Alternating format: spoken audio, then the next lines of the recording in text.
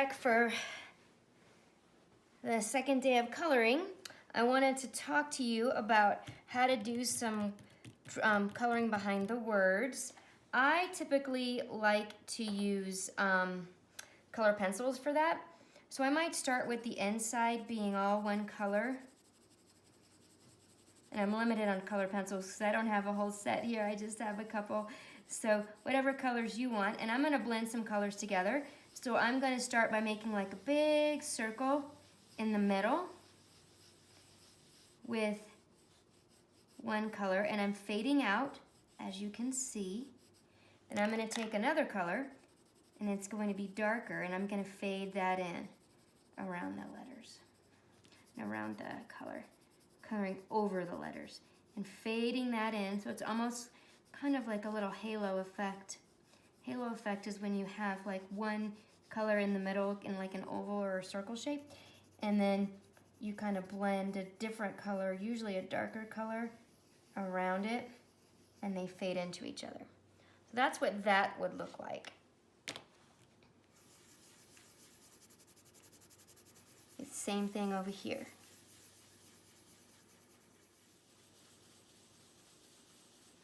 So you can see my halo's a little bigger on this one. It's a little smaller on this one, but this is a bigger piece and that is a smaller piece. So something that I thought about that I didn't do, and I thought, oh my goodness, I should have taught them this.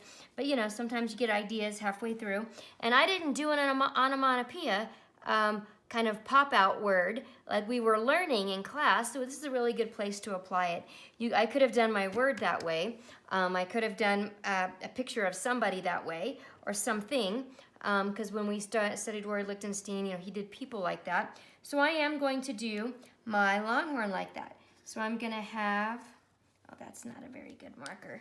I'm gonna have my longhorn popping out of the starburst. Remember, we talked about how to make those.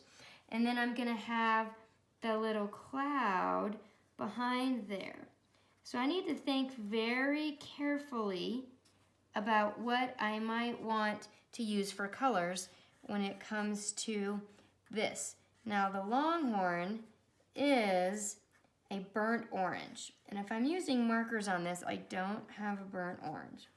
I know I don't have a burnt orange on my color pencils either. So I don't have those. And I did have a little pencil on here I forgot to erase. So I'm just gonna make do with the colors that I have. I really think this should be in marker because I think it's so bright and colorful. Now I know that the longhorn, maybe I could make a little, we'll try this. This is an experiment. Maybe I could make a burnt orange color by doing a little bit of brown on my longhorn in crayon and do a little crayon resist. I don't know that this is gonna work, but we're gonna try it. I'll try it on this one. Then do my marker over it. It does make it a little bit darker.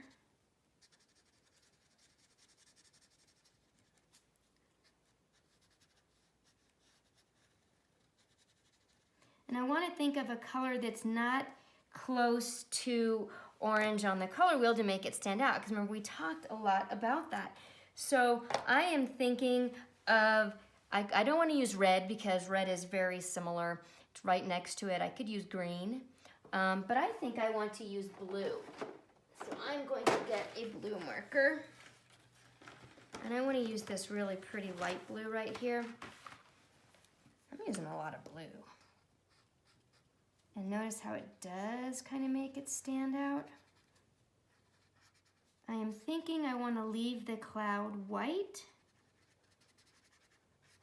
and put the dots in there. That might be a really good place to use red. So I could use red and make my little dots in the rows like we talked about.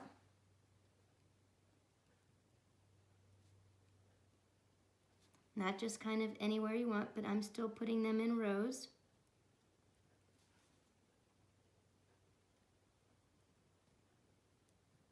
Each one of these little squares is like a little mini art project in and of itself. It's like little mini masterpieces. I love them. And they all have to do with things about you. That's what makes them special.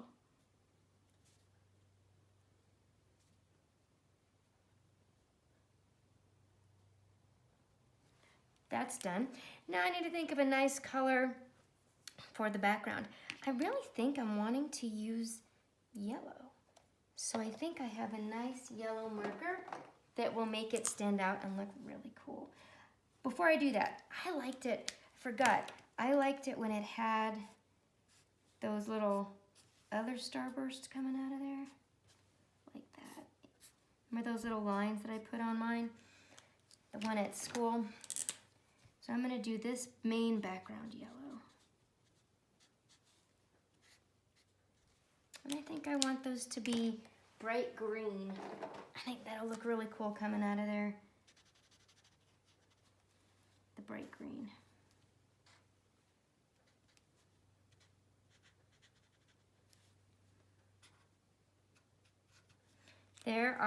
There's my little longhorn like that.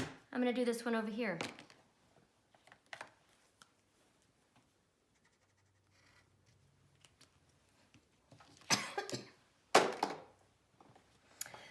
Okay, so my tulip, I want to use some crayon resist on this one. So I'm going to color some white on my tulips. I also would like to do some yellow like on the stem and on there. So if I'm doing crayon resist, I typically have to do that with like marker or paint. And since I'm doing this on copy paper, paint's not going to work. So I'm going to need to do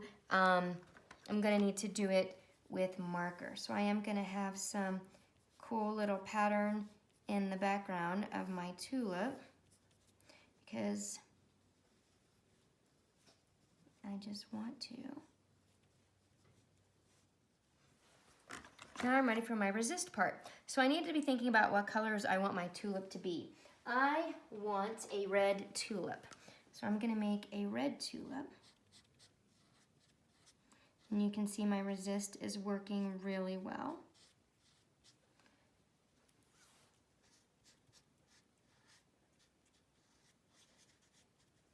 It's working really well. Then I would like this to be green. And remember, if your resist isn't working, it's because your marker's too juicy. So you might need to get a tissue and wipe it off. I will do that at the end of mine anyway. Now the background, I think I want to make it blue. So I have a little tissue here. And I'm wiping off my resist so you can really see the marker showing up. There we go. Nice little crayon resist. That's another technique you can use in any of your squares. So I'm down to my last little picture here, and I had to decide which cat was going to be which one of my cats. I have two. Tootsie is brown and has a lot of different kinds of cream colors. So Tootsie is going to have cream on this side of her face.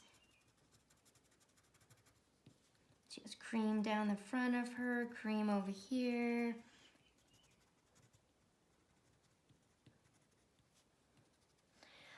Then she's got some orange colors in her too. She's what is called a tortoise hare, and a tortoise hare kitty is basically a calico cat, and it always happens on girl kitties.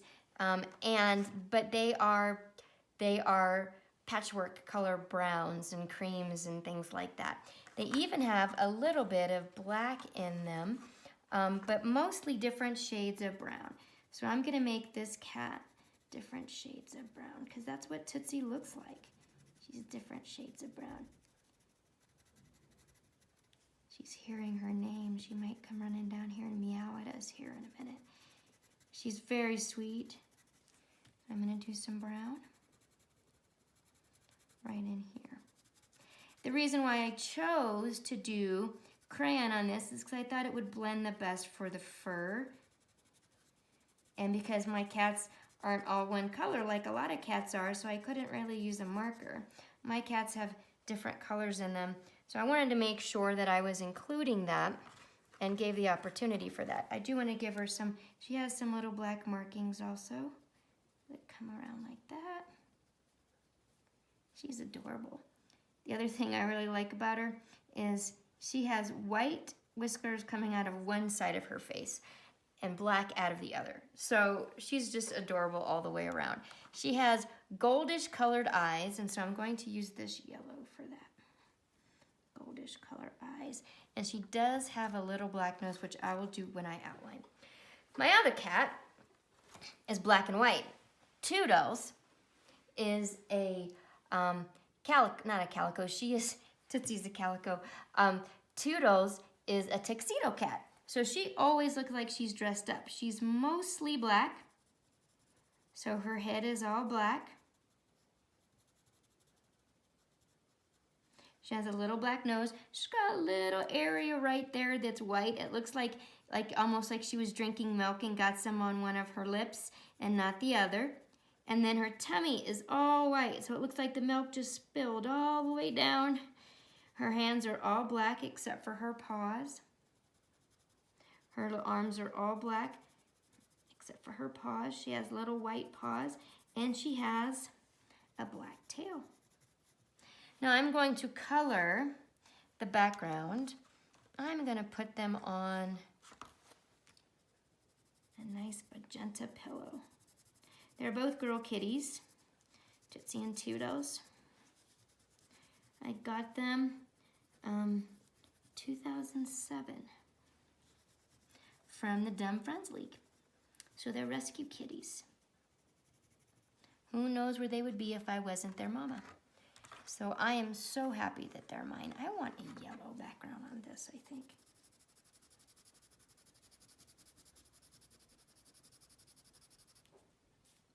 Now, when I'm finished with everything on both of my papers, which you're just doing one, but then what I would do is go through and do the extra outlining with the Sharpie. That would be going over anything that you think might need to be outlined. That's where I'm gonna do my little kitty faces. And anything that you kind of got outside the lines on, just sharpen everything back up.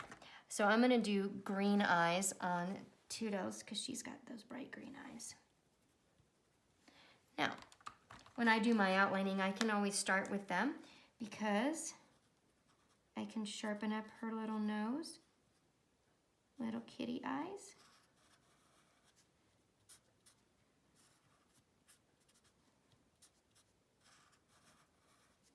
If I wanted to go ahead and put whiskers in, I could. She does have white whiskers though, but this is just a drawing.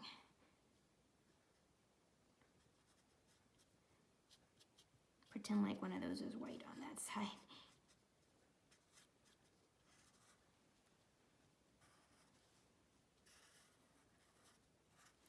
Now, if I wanted to sharpen up all of these areas, I could do that. Come through and sharpen everything up.